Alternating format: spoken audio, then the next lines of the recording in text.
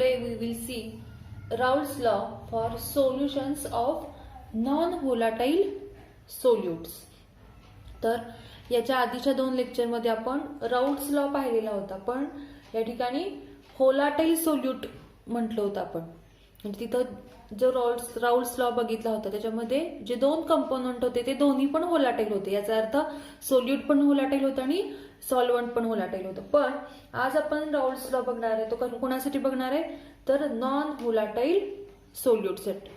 तर इथं हा लॉ वापरताना इथं आपल्याला काय फरक करायचा आहे तर आपण तिथं दोन्ही पण जे कंपोनंट होते ते व्होलाटाईल असल्यामुळे आपण the vapour pressure of any component असं म्हटलं होतं. पण इथं आपल्याला पर्टिक्युलरली सॉल्व्हंट व्होलाटाईल आहे आणि त्याच्यामुळे आपण इथं फक्त सॉल्व्हंटचं वेपर प्रेशर कन्सिडर करायचे. आणि म्हणून Raoult's law for non volatile solute.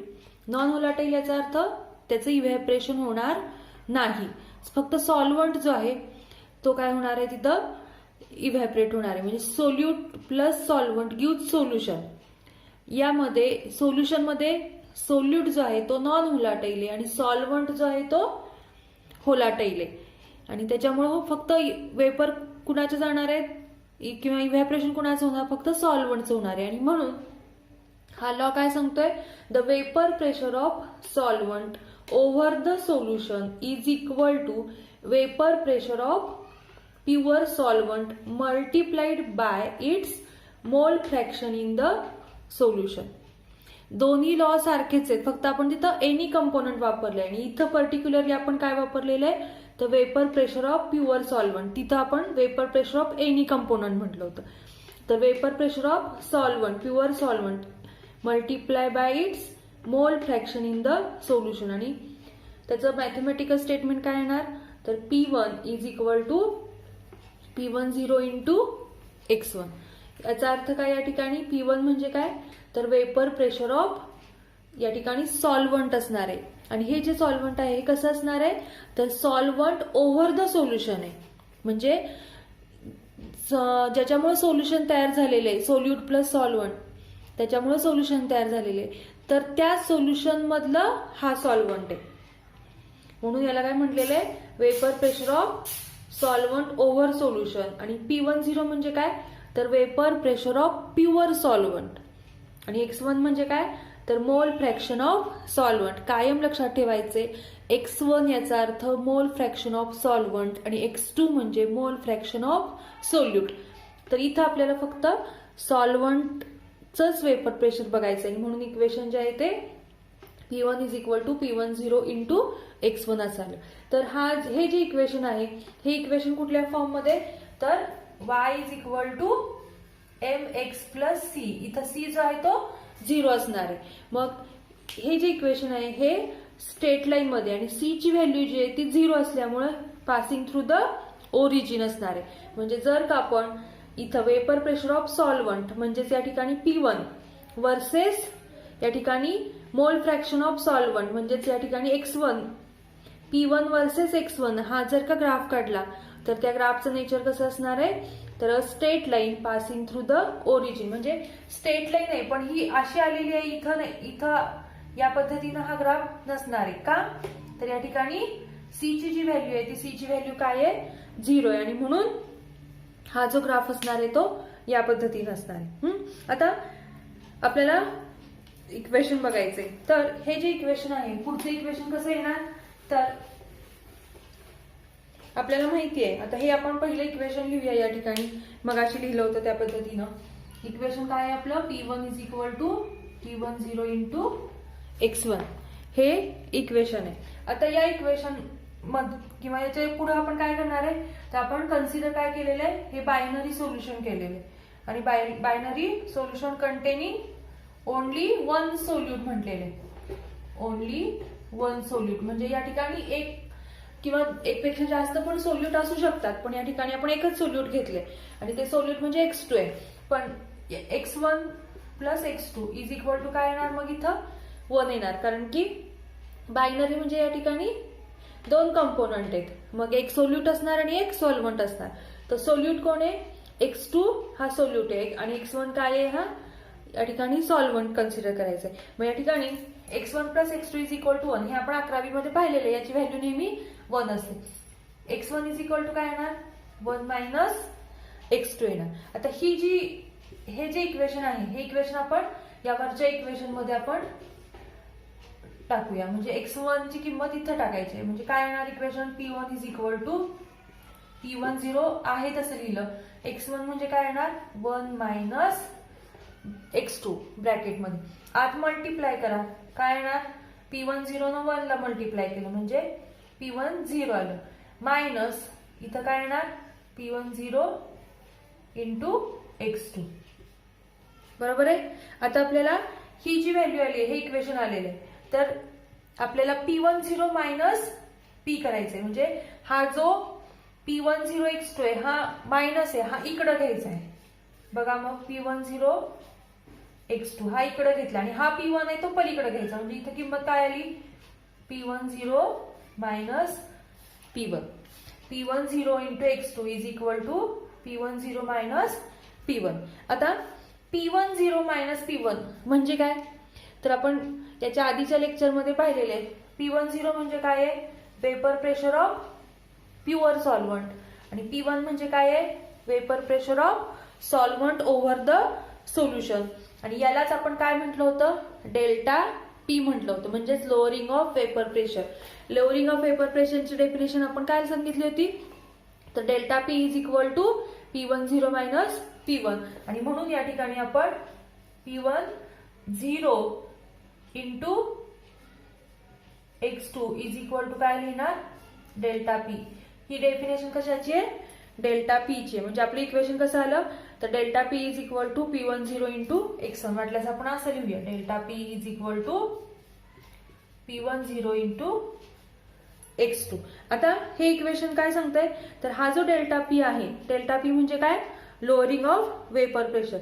ही जी व्हॅल्यू आहे ही कशावरती डिपेंड आहे x2 वरती डिपेंड आहे. आणि x2 म्हणजे काय मोल फ्रॅक्शन ऑफ सोल्यूट.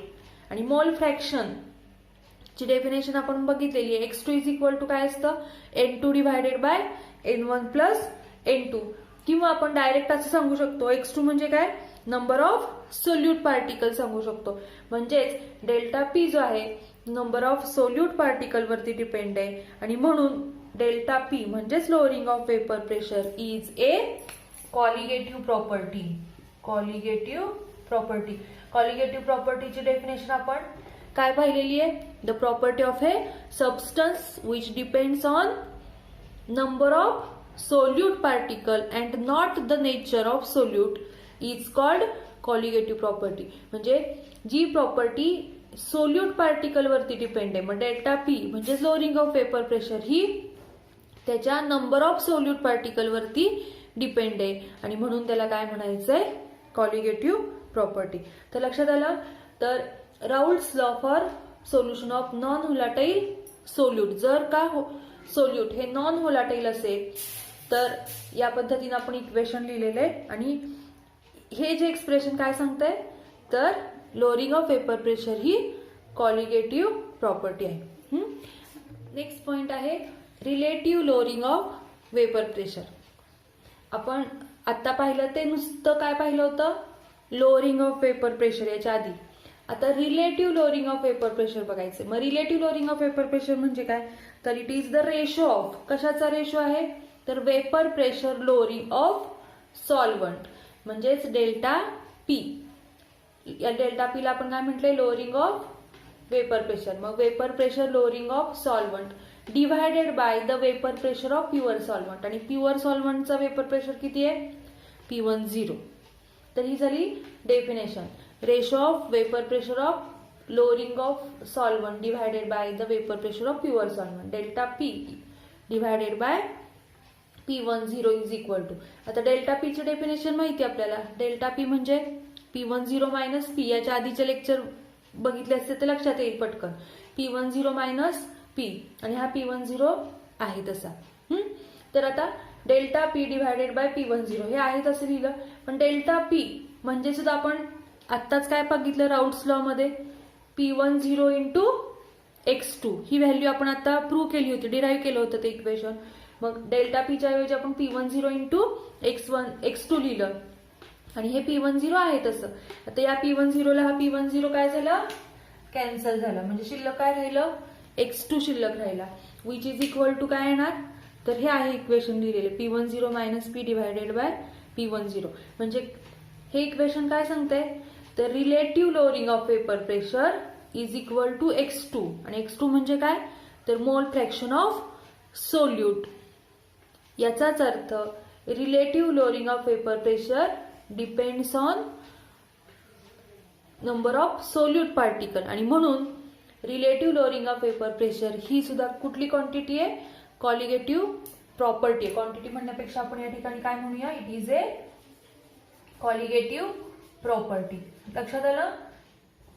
म्हणजे लोअरिंग ऑफ वेपर प्रेशर आणि relative lowering of vapour pressure या दोन्ही सुद्धा काय आहेत, तर it is a colligative property.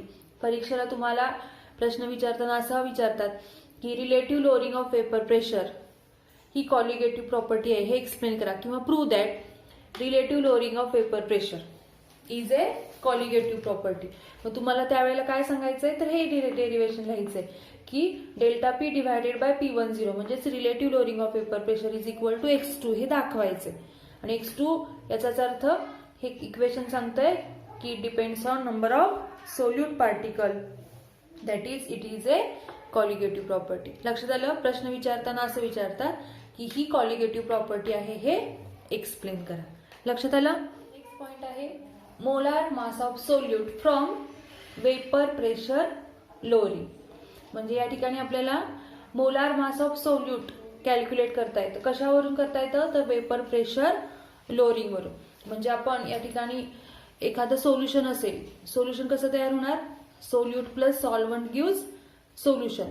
आणि जर का आपल्याला डेल्टा पी म्हणजेच लोअरिंग ऑफ वेपर प्रेशर जर का माहिती असेल, तर आपल्याला मोलार मास ऑफ सोल्यूट, त्या सोल्यूटचं मोलार मास किती आहे हे कॅल्क्युलेट करता येतं. तर कसं कॅल्क्युलेट करता येईल ते आपण एक्सप्रेशन बघूया. या ठिकाणी डेल्टा पी म्हणजे काय, लोअरिंग ऑफ वेपर प्रेशर.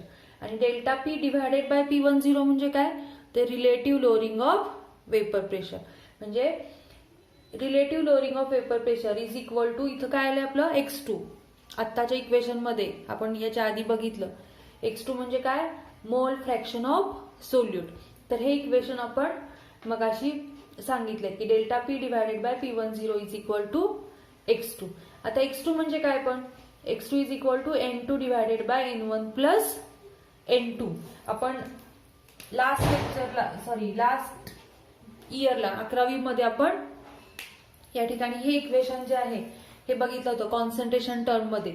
मोल फ्रॅक्शन, मोलॅलिटी हे पाहिलं होतं. त्याच्यामध्ये आपण हे मोल फ्रॅक्शन बघितलं होतं. तर x2 is equal to N2 divided by N1 plus N2. आता N1 आणि N2 म्हणजे काय, तर N1 is equal to moles of solvent आणि N2 is equal to moles of solute. नेहमी लक्षात ठेवायचंय 1 जे कन्सिडर केले ते सॉल्व्हंट साठी कन्सिडर करायचं आणि 2 जे आहे ते सोल्यूट साठी कन्सिडर करायचं. मग या ठिकाणी जर का आपण बघितलं मोल्स N1 आणि N2 सॉल्व्हंट आणि सोल्यूट साठी, तर N1 is very very greater than N2.